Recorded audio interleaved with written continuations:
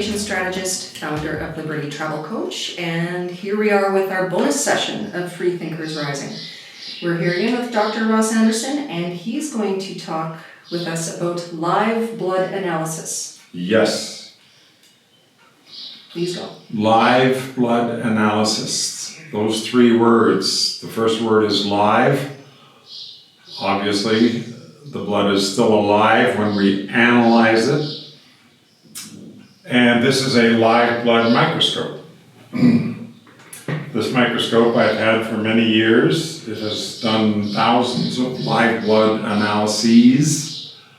And the question people have is, why would we get a live blood analysis? What good is it? Well, the alternative is dead blood analysis. Medically, what they do is they take blood from your arm in a vial, and then they take that blood, they take a drop and they put it on a microscope slide, they smear it, and they let it dry. The blood is now dead. Then they stain it with a special stain that makes the cells look slightly different and more obvious. And then they analyze the blood. And when you get your lab report, after they've done this, you will have a blood count and you'll have all kinds of other counts and all kinds of other things in your blood report about your blood and what it shows.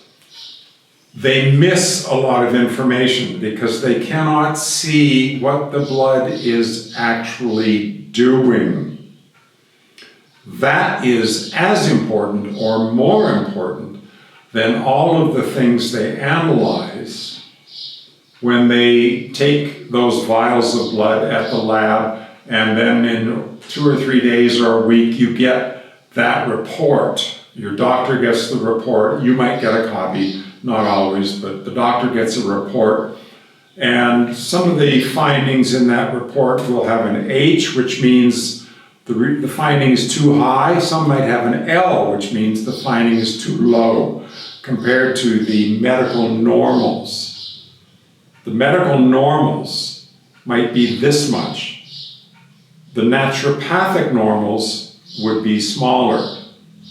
Okay, in fact, medically, they increase their normals about every 10 years so they can find what they call healthier people. They want people to be within the normal range, so they make those ranges bigger. Live blood analysis analyzes what the blood is doing. I also do some of the standard medical tests, like a blood count. Okay, red blood cells, white blood cells, platelets, those things, I also do those, and they're also part of a live blood analysis. But the other thing that a live blood analysis looks at is what the cells are doing, how they're interacting. And that information is as important or more important than the dead blood analysis findings. Now, live blood analysis, let's go back in time a bit. Live blood analysis has been around for a long time in its current form that I teach. I actually teach live blood analysis. And it's been around since the early 1970s, when it was developed by a very good friend of mine, actually, who lives in Arizona now. He and some friends of his who were all top-level scientists, Nobel Prize level guys, they realized that the medical blood analysis was missing a lot of information. So they developed live blood analysis, and my good friend, Dr. Philip Hoekstra, started to teach it in the late 1970s, all through the 1980s. And he came to Toronto, Ontario in 1995 and taught live blood analysis to about 25 doctors in Toronto. He brought a bunch of microscopes and he had a slideshow and he taught us live blood analysis in 3 days. Very long days. This particular poster right here has his name on it. P. Hoekstra, PhD. And the date on that is 2005. And the reason the date on it is 2005 is that's the last time he taught live blood analysis. After 2005, he turned it over to me to teach it, keep it alive, and I've been doing that now for 21 years. I've taught medical doctors, chiropractors, nutritionists, practitioners who are not doctors. I've taught a lot of people over the years how to do live blood analysis. And I'm the last living instructor of live blood analysis. The rest of them have left the planet, except for me. So I have sold over 45 of these during that time to students and some people who weren't students. These are extremely sophisticated microscopes. This particular one was manufactured by the Zeiss company in the early 1980s. People say, well, how can it be any good if it's so old? Well, live blood microscopy reached the epitome of what it could do in the late 1970s. You can only go so far in magnification with a microscope before you lose resolution. Now, there are electron microscopes which go further than this by far, but they cost hundreds of thousands of dollars, and unfortunately my budget does not allow me to get one of those. Besides, they're very difficult to operate. This is relatively simple in comparison, although it's very complicated, and it takes, my course in live blood analysis is 7 days long, not 3 days. 7. And those are 8-hour days. But by the time somebody is through with those 7 days, they are really an expert in live blood analysis, and they can set up a business as a live blood analyst and make a decent living and help a lot of people. After about 3 months of extreme studying to become really good at live blood analysis, I introduced that procedure into my clinical workup. Every single patient, unless they had a sprained ankle or a sore throat, that was different. But anyone with arthritis or inflammation or cancer or any of the more MS, Alzheimer's, all of those chronic diseases that were caused by inflammation, they all got a live blood analysis. And the reason I did that live blood analysis was I wanted to look at their biology. I wanted to know what their blood was doing. Did they have parasites? Did they have viruses? Did they have a bacterial infection? Was their blood too thick? A lot of people have blood that's too thick. They have microcirculation issues. What does that mean? Well, microcirculation is the little tiny blood vessels that we all have. The capillaries. Capillaries are extremely small, and every part of our body has capillaries at the end of our circulation. They're in our fingers, our toes, our brains, our eyes. I'll give one particular disease that is caused by a microcirculation problem, where the blood can't get through those capillaries. Macular degeneration. You've heard of that. Epidemic proportions in the elderly population. However, it's now occurring in people in their 30s and 40s. Okay? If the microcirculation is blocked, people cannot get the blood, nutrition, and oxygen to the cells. The macula in your eye starts to degenerate because it can't get oxygen, it can't get the nutrients to keep it healthy. And when that macula starts to degenerate, it's called macular degeneration. And people can go blind, and people do.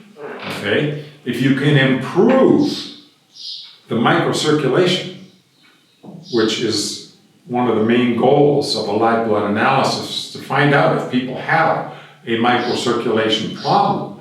They will have cold hands, cold feet, they will have brain fog, they might have microcirculation issues in their brain, they might have little tiny strokes. There are numerous other issues that can occur from microcirculation problems. So when the red blood cells stick together in bunches or stacks or groups, they can't get through the capillaries. Capillaries only allow one red blood cell to pass through at a time. So if the blood is all bunched up into clogs and groups and stacks, we now have a microcirculation issue. And that can manifest in all kinds of different ways in the body. They cannot see that medically with their dead blood analysis. That can only be determined with a live blood analysis. Now there's another thing that they can't see. They can't see what the white blood cells are doing. White blood cells are your immune system buddies. There are 5 different kinds of white blood cells. They all do different things. They act differently, they look differently, they function differently, but they're all important. The most important one is your lymphocyte. You might have heard that word. The lymphocyte is the hitman of your blood. The hitman of your blood kills viruses. It also kills cancer cells. It might kill bacteria and other infections that you might have acquired during your lifetime. It's the cell that kills the flu virus. Now, almost everybody has had the flu at one time in their life. They got sick, they felt horrible, they had a fever, they had chills, they were achy, sore, they went to bed, maybe they took something, maybe they just ate well, they might have eaten chicken soup. I know that sounds crazy, but chicken soup actually has some health benefits, significant health benefits. Eventually, they got over the flu, but during the time they had the flu, they felt horrible. And they might have had a fever and chills and all kinds of other things going on. That is the immune system killing the flu virus. The fever is a natural part of the defense mechanism of the body because the flu virus cannot live in a body that's too hot. That's why it's important to stay warm, very warm, and go to bed. You might sweat a lot, but you'll help kill that flu virus with a fever. The chills, all of those things are part of the process of the body killing that infection. But you cannot see what the blood cells are doing. You can only count them with a medical blood analysis. With a live blood analysis done on this microscope, I can see what the white blood cells are doing. I can see if the lymphocytes are infected with certain viruses. There are certain viruses that are what we call endemic in the population. There's one particular group of viruses that's extremely important, and they are the retroviruses. What does retro mean? It doesn't mean from the 1950s, although that's a time when they were very popular. Retroviruses are viruses that combine their DNA with the DNA of the person they have infected. Most people on this planet have retroviruses that live in them. The family of viruses that I'm talking about is called the herpes family. Now, people hear the word herpes and they think that genital herpes or herpes cold sores. Those are some of the viruses, but there are primarily 9 of them in that family. Most people have 3 or 4 of them. Most people are not affected severely by them. Some people are. Some people get mononucleosis, which is human herpes virus number 4. Sometimes mononucleosis is caused by number 5, known as the cytomegalovirus. Number 4 is the Epstein-Barr virus. Most people have heard of that one, otherwise known as EBV. That virus causes mononucleosis, and it will also cause chronic fatigue, fibromyalgia, otherwise known as myalgic encephalomyelitis, which can also be caused by another virus almost nobody's heard of because it's only been around, or it's only been known for probably 10 or 15 years, and that's one called XMRV, which stands for xenotropic murine retrovirus. And you can look this up. If you're watching this video, XMRV, you can look it up.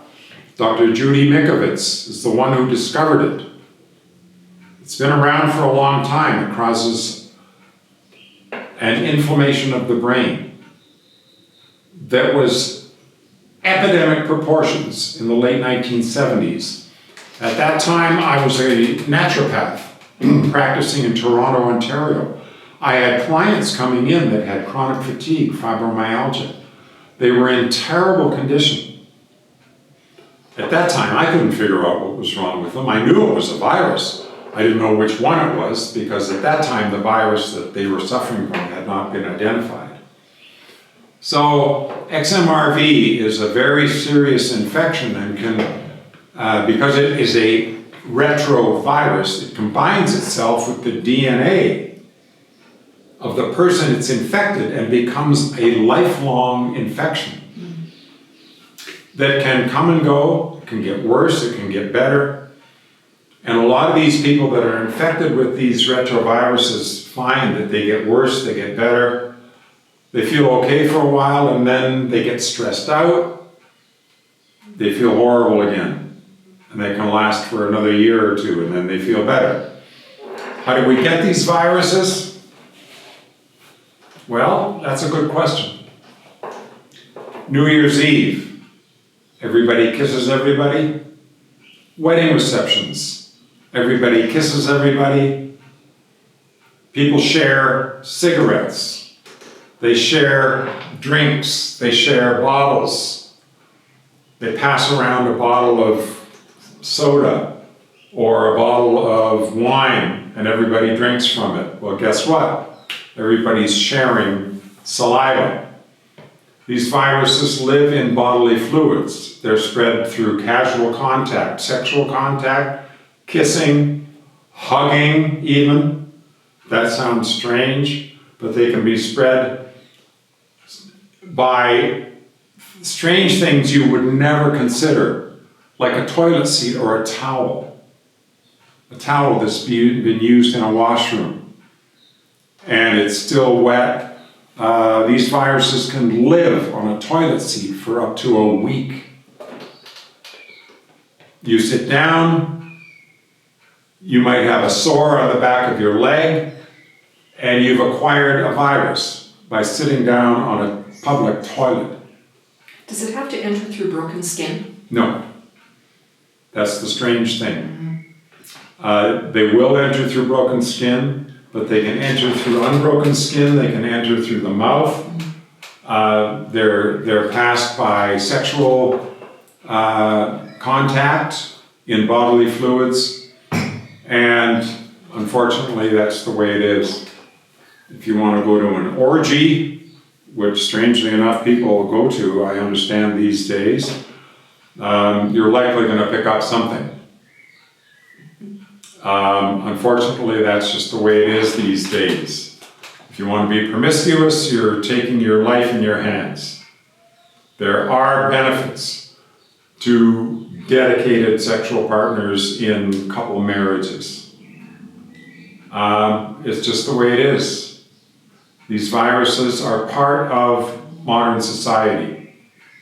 Let's talk about shingles for a minute. Shingles is herpes zoster or varicella zoster. It is otherwise known as chickenpox. And it used to be, back in the 40s and 50s, if a child in a neighborhood had chickenpox, everybody would bring their children over to expose their children to the child with chickenpox. So their child would get chickenpox and get it over with.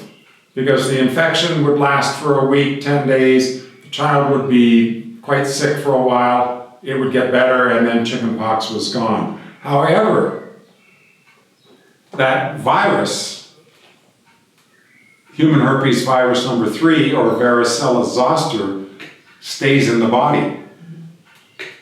And it can be reactivated later in life as shingles. And shingles is not fun. It's extremely painful. It's a neurological virus. All of these viruses affect the nervous system. Shingles affects a nerve root, and it causes a significant rash. It can be extremely painful, and it can become chronic, where people don't get over it. If they do seem to get over it, they can get reoccurring attacks that occur later on. So, unfortunately, the herpes virus family has developed some extremely nasty members. Epstein-Barr's can be very bad, causes chronic fatigue. Cytomegalo can be very bad. But human herpes virus number 6, known as HHV6, can cause cancer. It can cause death. HHV7, 8, and 9. And you can look these up, people. If you're watching this video, do your own research. These are significant viruses that are related to things like MS, Alzheimer's disease, Parkinson's disease, and other neurological diseases. You don't want to get these. I tell people, if you go to a New Year's Eve party, don't let anybody kiss you, because you don't know what they got. And if they do have something and you kiss them, or somebody just decides they want to kiss you because they love you. I had this happen about 6-8 weeks ago.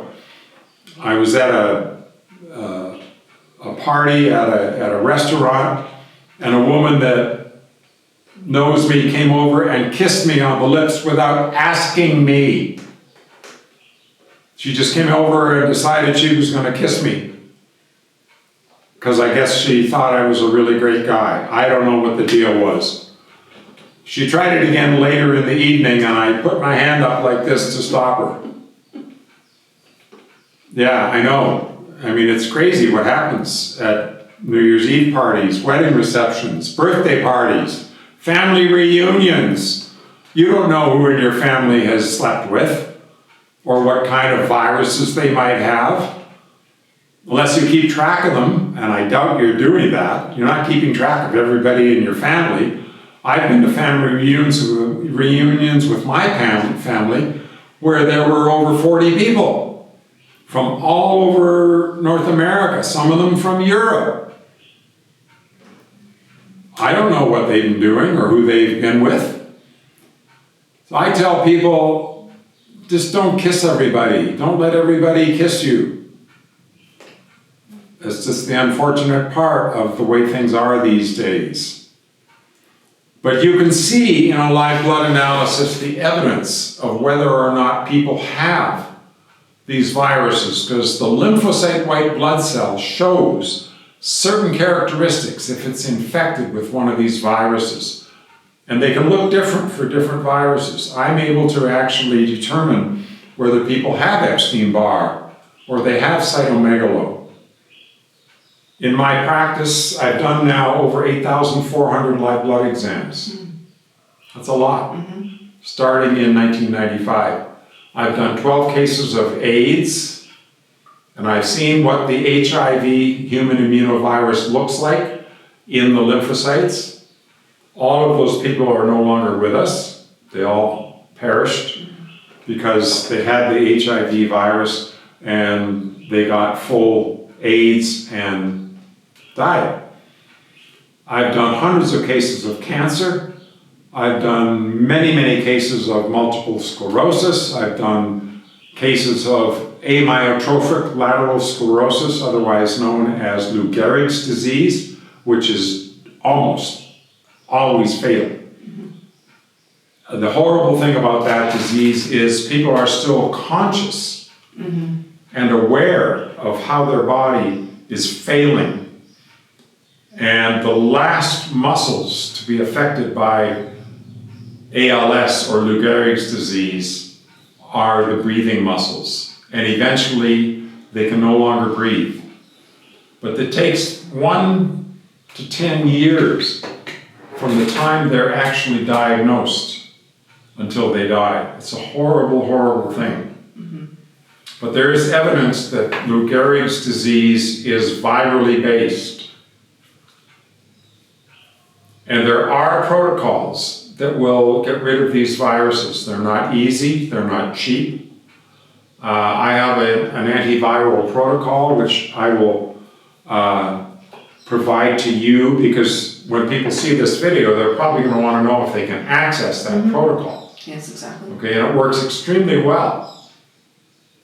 It doesn't work on every single case, but it works on many, and it will eradicate the viruses quite effectively in many situations. It's taken years to develop it. I've used it on many, many cases of chronic viral infections with excellent, excellent results. And I would be honored to share it because people will benefit from it. Practitioners can use it with their clients. Every single doctor is going to see patients that are affected by these viruses. They go to the doctor because they are sick. They don't know why they're sick. They don't know how they got sick, although some people do. Some people have mononucleosis, otherwise known as kissing disease. It's called kissing disease because you get it from kissing somebody. At a party, wherever. And you end up, my brother had it. He got it from sharing a beer mug at a bar where he went after his classes when he was in university, and every night they went to the same bar and people shared glasses. He got it from sharing a glass with somebody. He was sick, horribly sick for 3 weeks. I remember it well because I shared a bedroom with him at the time and I didn't get it. I didn't share anything with him. We had our individual beds. Even though I breathed the same air, it was only contagious through bodily fluids, and I didn't share a beer glass with him. I didn't get it. Do I have it? Well, I don't know. I have seen evidence of some of the herpes viruses in my lymphocytes. I did get cancer of the throat many, many years ago, which, strangely enough, is caused by one of those viruses. Now, I want to talk about a virus that I have seen a lot of in my live blood exams over the years. And it was given to a large segment of the American and Canadian population. Mosquitoes are still here. And the way that segment of the population got that virus was in a vaccination. That vaccination was given to me when I was 13 years of age in junior high school. And it was a vaccination for polio that was given to about 70 million American and Canadian teenagers back in the early 1960s, early to mid 1960s. And it was the oral polio vaccine. And the reason they gave it to everybody was because there was a polio epidemic at the time. So I lined up with all the other students in my junior high school, and I drank a pink liquid from a little tiny paper cup that tasted kind of sweet. I was given a virus in that vaccination called SV40. SV stands for simian virus 40. The medical people at the time did not know what was in there. They found out later, but they did not know what was in that vaccination. If they had known, they would probably not have given it to 70 million teenagers. But the strange thing about that virus, that simian virus number 40, now simian stands for monkey. And it was, they grew the vaccination on the kidneys of the African green monkey that had that virus. And so the virus went into the vaccination, and then when you drank that little paper cup liquid, it went into your body and became part of your body. Now, here's the strange thing about that virus. It caused exactly the throat cancer I got. And it caused that throat cancer 35 to 40 years later, after it went into your body. That's how long it took that virus to incubate the cancer. Now, I have had, in past tense unfortunately, friends who died from that cancer 35 to 40 years later. And got it, most likely, I can't say for sure, but most likely from that oral polio vaccine. I am a lucky one who survived it. I had ozone, I had other things that I used to eradicate that cancer and eradicate the virus from my body. It took a long time. It wasn't cheap. But I did it. So you, Charlotte, will get that protocol, and if somebody requests it, you'll be able to email it to them. Great. And I expect you'll get some. I think so. I'm sure you'll get some people that, I want that protocol. Yeah. Yesterday. Yeah. So live blood analysis can determine a lot of things that the medical people can't. Now, the medical people can do serology, which is this blood study for antibodies, okay? And they will find in a large percentage of the population antibodies to Epstein-Barr, cytomegalo, herpes zoster, the shingles virus. They will find antibodies to all of those viruses in a large percentage. We're talking over 90% of the population will have these antibodies. Even though only a very small percentage of the population will get sick. But I had numerous clients in the 80s and 90s that would come in and tell me, they would say something like, I was in a car accident, I got a little whiplash, and a few weeks later I got really sick, and I've never gotten better. And it's been 5 years now, or 10 years now, and I'm still sick. And I would look at their blood, and what would I see? I would see evidence of those viruses in their lymphocytes. Their body had the virus, but it wasn't manifesting as a sickness until they were traumatized. Now, I had people that went through a divorce and got sick. Went through a bankruptcy and got sick. Went through one of the 5 major stresses in life, which is divorce, moving, bankruptcy, getting fired from a job, having to relocate. There are 5 major stresses that people go through. And I saw lots of people that had gone through 1 or 2 of those, and then they got sick and they never got better. They didn't get better because the virus became chronic and was part of their DNA after the virus combined with their DNA and became literally part of their existence. And it's fairly common for people to have that. That's why people have to take extremely good care of themselves with their diet and their exercise and their mental attitude and their sleep and their structure. That's why they should go to the chiropractor and make sure their spine is functioning properly. Sometimes the spine is out of alignment, causing pressure on nerves that affects their immune system. So there are 5 major things people need to do to stay healthy. And since almost everybody's got one or more of these viruses, it's even more important to look after yourself and take really good care of all the other aspects. And do your best not to get more of these viruses, because if you already have one that's suppressing your immune system and you get another one, you can get really sick and you can die. These viruses can kill people. People don't understand that because a friend of theirs died after getting really sick with some neurological disease. I lost a very good friend in high school to Lou Gehrig's disease, one of the earliest cases ever in Canada. He was 17 years of age, and he was one of the greatest guys in our high school. He was a folk singer, he was an amazing guitarist. He got ALS, and he lived a year.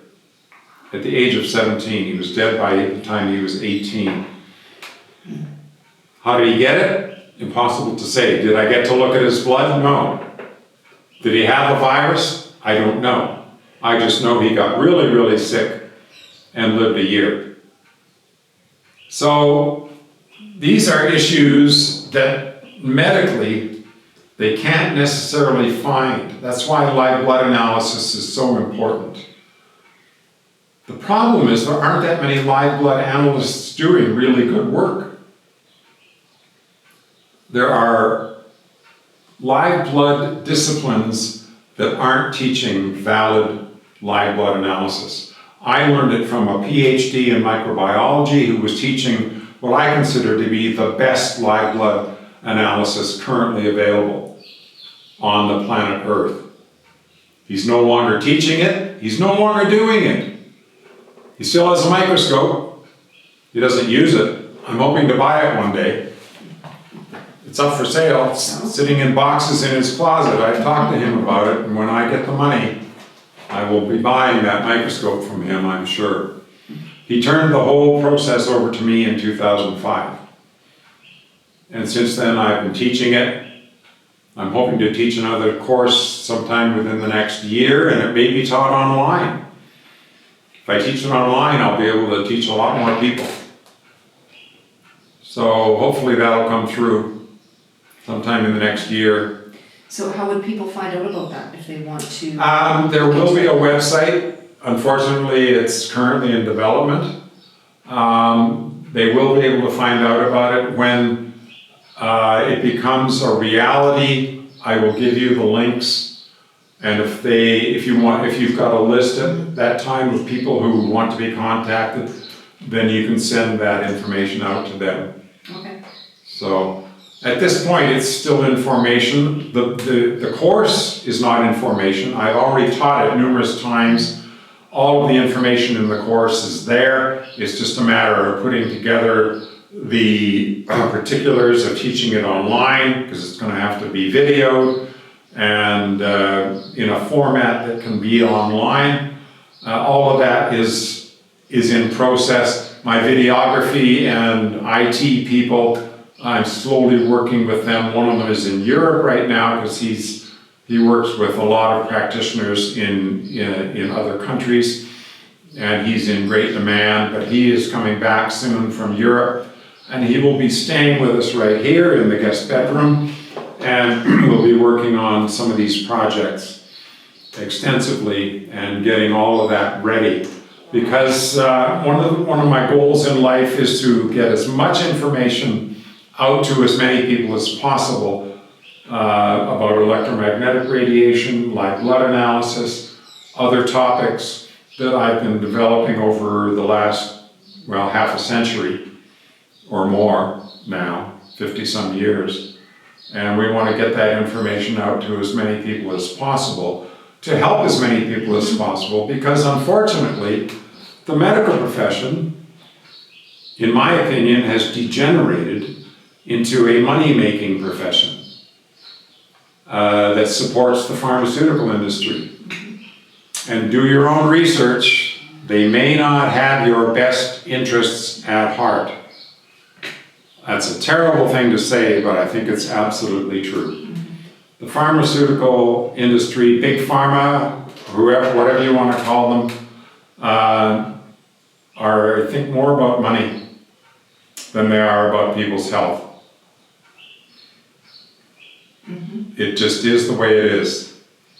So if you're listening to this video, hopefully you can contact Charlotte through her contacts and you have a website, Charlotte? I do, yes. Yeah, through her website, you can get the information if you're interested in more information, and perhaps we'll do more educational videos at some time. Yes, yeah. Now that we are able to sit down together and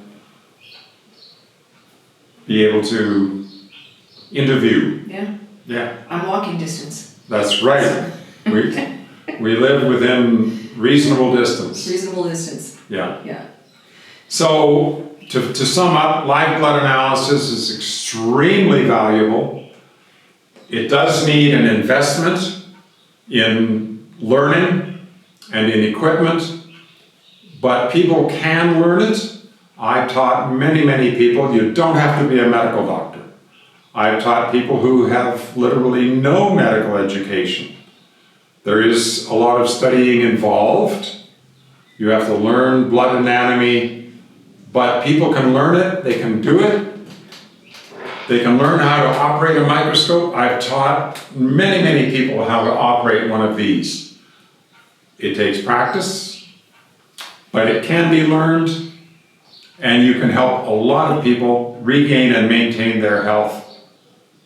And if you're interested, learn where to get that information through Charlotte, and hopefully this video will have a lot more impact and a lot more people will get this information and be able to regain their health and maintain their health, live a long and healthy, productive life. Very good. I have a question. Sure. Since you've been doing this for so long, have you noticed a change in the blood over the last few years since you've been doing this? Anything? The changes started to occur dramatically when they started doing the COVID vax.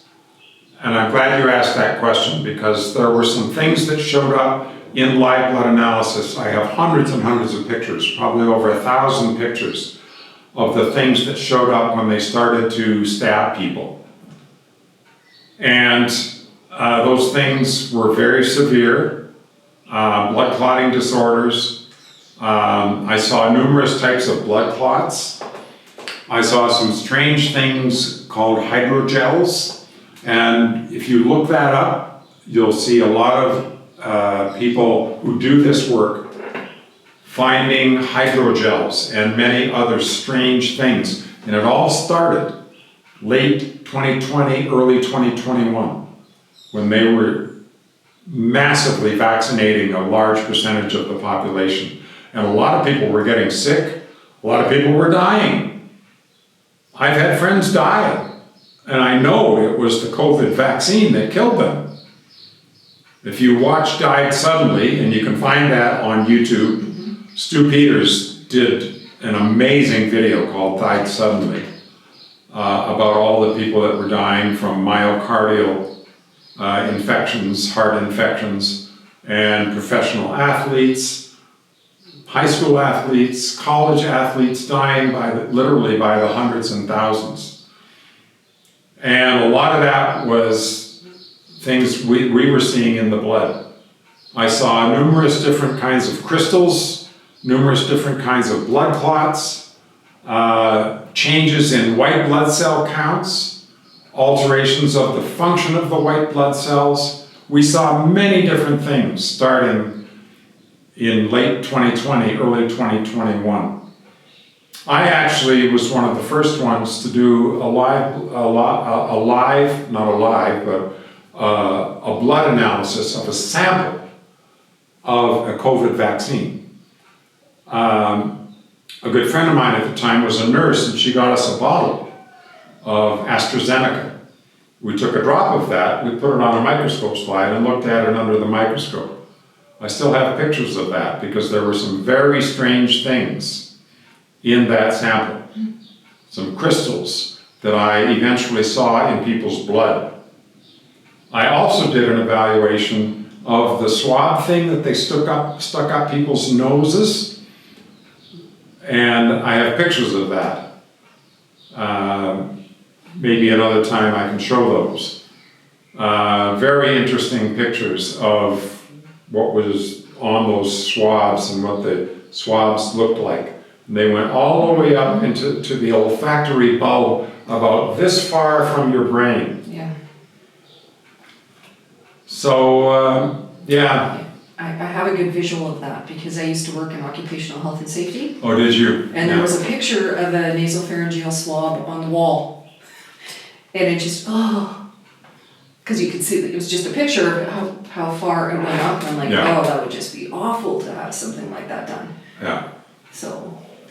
Yeah, so there were some significant changes in people's blood at that time.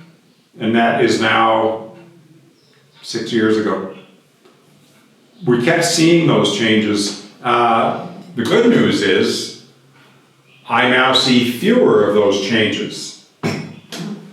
They're subsiding, although some people still have the same things happening in their blood that were happening back then.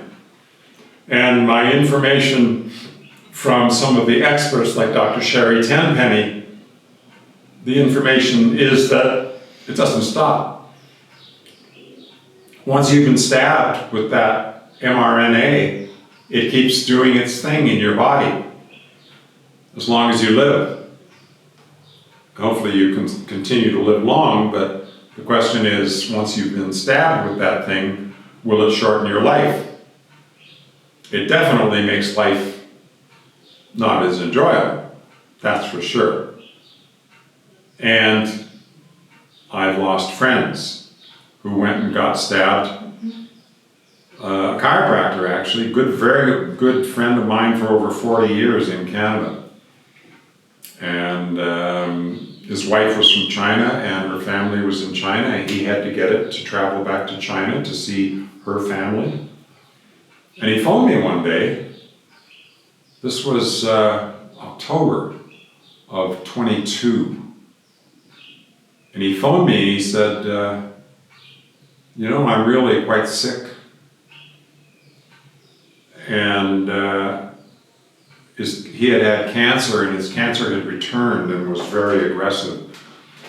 And he had an ozone machine that I had provided to him years before that had eliminated cancer from his body. And I said to him, so you have an ozone machine? He said, oh yeah, I've been doing a little bit, but not a lot. And then I don't know why, but I thought maybe he went and got the mRNA thing. And I asked him, and he said, yeah, I had to do it to go to China to see my wife's family. And that was October. He was dead at Christmas, 2 months later. And he was not young, he was pushing 80, but he had been a very healthy chiropractor his whole life. He looked after himself, eaten well. But that mRNA shot, in my opinion, killed him. It reactivated his cancer, and they call it turbo cancer because it works very quickly. And it took him out in a very short period of time. He was one of a few. There were others as well. But he was a very distinct case of vaccine death, in my opinion. So, yes, things have changed. The world has changed. They shot up 80% of the world population with that thing. And they have now determined that there have been countless millions and millions of people die because of it. And millions and millions of disabilities, permanent disabilities, that aren't curable because it's a permanent. And listen to Dr. Sherry Tenpenny, Dr. Andrew Kaufman, there are numerous others as well, and some that have been put in jail, some who've had their careers destroyed, their licenses taken away, because they were anti-vax, trying to save people. Mm-hmm. They've had their lives destroyed by the establishment because they were doing the right thing. That's another whole topic, and we're getting into politics, so we don't probably have time to get into those discussions. They're very long and deep, mm-hmm. and not everybody is on board with those concepts. But the establishment is now figuring out they messed up big time and have caused a massive amount of disease and disability with what they did back in 2020, 21, and 2022. But they wanted everybody vaxxed. They thought it was safe and effective. Was it safe and effective? Maybe not. I'll say it like that. Maybe not. So here we are, 2026. We've all survived. Unfortunately, a lot of people who didn't get the mRNA shot have been affected by sharing bodily fluids with people who did get it, and unfortunately that is the reality. I've seen people get very, very ill from hugging somebody, from having sex with them, from kissing them. And that's a nasty part of the conversation, but it is the reality. It's not fun to talk about. People don't want to hear it. A lot of people don't believe it's reality. They still believe that what they did was the smart thing to do. Was it? I don't think so. I think ultimately it has made the world's population sicker and has limited the lifespan of a lot of people and has made a lot of lives much harder to live.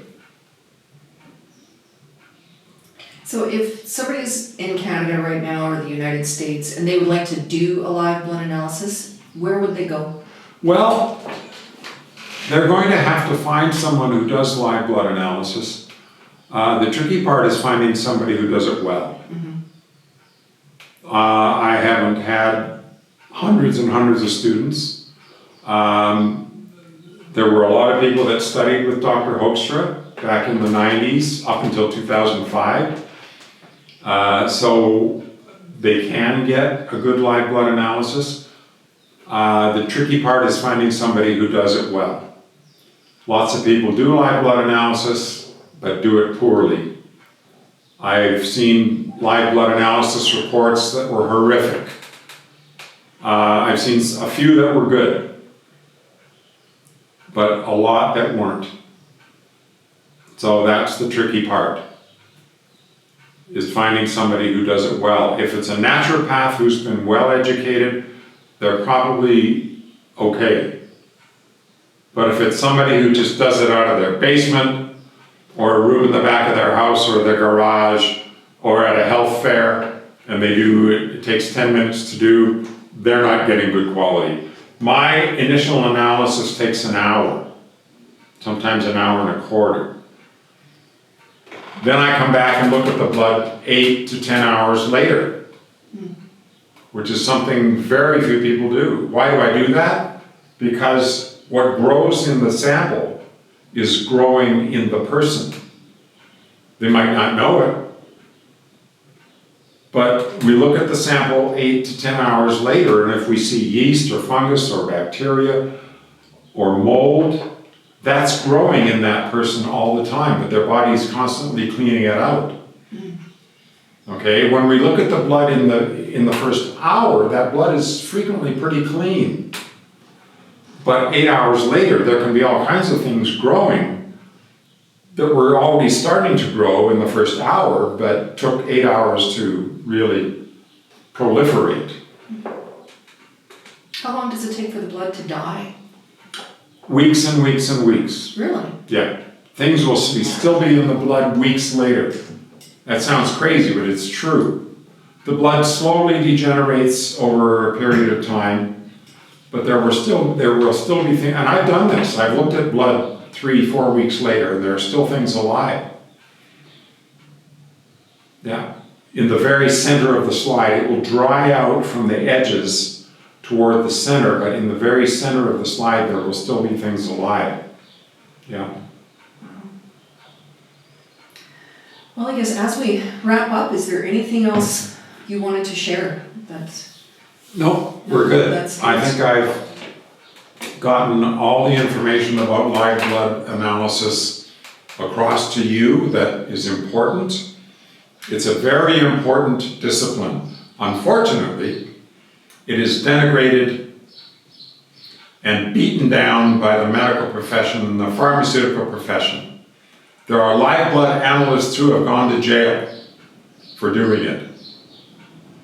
And there are live blood analysts who've lost their licenses for doing it. Because the medical and pharmaceutical industries don't want this technology to be utilized because it goes against what they want to promote, which is surgery, pharmaceuticals, chemotherapy, radiation, and all the other things that they make their livings at. Follow the money. Yeah. So Ross, if someone wanted to find out more about this or contact you, what should they do? Well, when I get the drrossandersen.com, which I own, when I get that up and running, it could be a few months. It's a very slow process. To get a really good website with all of the ins and outs and necessities. They'll be able to find information there. There are people doing really good work. Dr. What's her name? Michaela? Anna Maria Michaela? McKelsia, yeah. She's out of Washington State. She's a medical doctor, PhD, researcher, doing fabulous work. She's done some of the most groundbreaking work on what the vaccine has done to people. There's a guy named Nixon out of South Africa. There's a fellow out of Australia. They're all hooked up. They all have Substack. They all have websites and they're all doing excellent live blood analysis. They're doing it mainly for research into the mRNA and the effects of the COVID vaccine. They're not doing it on a daily sort of client basis. But there are people doing good live blood analysis. A lot in California, a lot in Washington State. Seattle, I know, has quite a number of them. British Columbia has a number of them. There are some in Calgary. There's a naturopath in Calgary, I can't remember his name right now, but he's doing excellent work. Studied with Dr. Hoekstra back in the 90s. There are some in Toronto doing excellent live blood work. I've seen their websites. There are people doing fraudulent live blood analysis. I have to say that. I don't like to say it, but it's true. And I will mention one particular one. They aren't going to like it, but I don't really care. And it's called holographic blood analysis. I think I've heard of that. Well, there's a guy doing it here. Okay. Okay, it was developed by a medical doctor who's no longer with us. But in my opinion, it's fraudulent. It is based on poor technique for doing up the sample that goes on the microscope, the blood sample. Okay? And I don't mind saying it because the truth is the truth. And if they want to sue me, they can go ahead and try. I don't think that's going to happen. Because the truth is the truth. So, there are other disciplines in live blood analysis that are doing extremely good work. And there are some that are teaching work that is either, in fact, I wrote a piece called Fantasy and Fraud in Live Blood Analysis. Because there are live blood analysis teachers who are not teaching valid work. It's unfortunate, and people who decide to study it don't know the difference. That's just the unfortunate part of this work. So that is all I will say about that. If you want to learn it, contact Charlotte sometime in the future, and hopefully she will have links that will hook you up to what we're going to be teaching and the work that we're going to be doing. There was a teacher in Toronto, actually. Unfortunately, he got cancer and passed away about 20 years ago now. He was teaching excellent work. And there is a group out of Chicago, I can't remember the name of it, but they are teaching the work that Dr. Hoekstra taught, and they added a few other parts to it, as have I, and they were teaching really good work. So there are teachers teaching excellent work, but most of that excellent work that's being taught is based on the work of Dr. Hoekstra and his associates from back in the 70s and 80s. Yeah, Okay. which is what I teach. Yeah. Great. All right, well, I think if that's, Yeah, you feel you've got everything across, you want I everything think we across. have covered all of the parts that I would like to talk about, and I deeply appreciate the opportunity, Charlotte, to be able to share this information and get it to as many people as possible. Thank you so much. Thank you for sharing, it's been enlightening.